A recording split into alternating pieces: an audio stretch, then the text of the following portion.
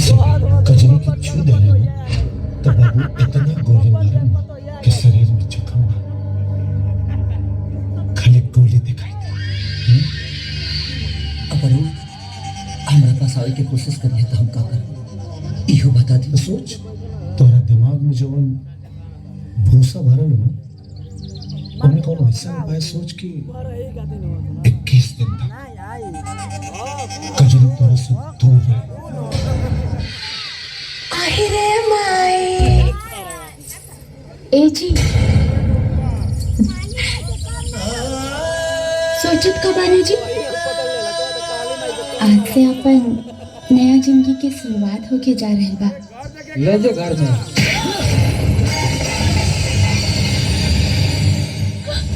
ई का कहते जी? नकली कबो असली ना हो सकेला कजरी।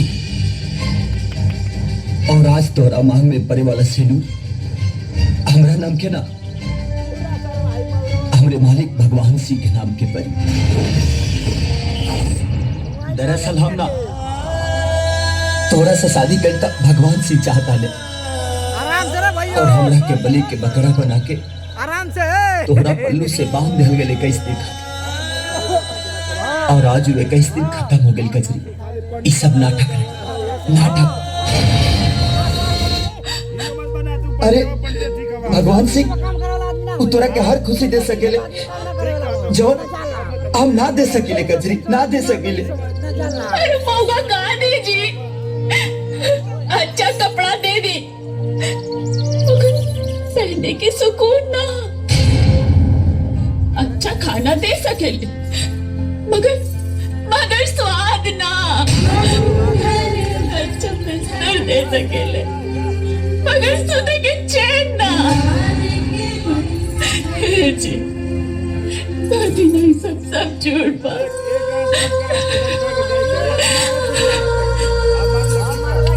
हम मर जाए, सतान के मनसा कबो पूरा ना के दे। पागल मत बन कजरी, पागल मत बन।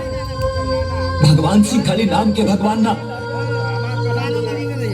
अरे वो हमरा खातिर सच में भगवान बड़े। आ तोहरा की सही सलामत तुकरा हवाले कई हमार फर्ज बा। ए जी भगवान के प्रसादी चढ़ावे जाना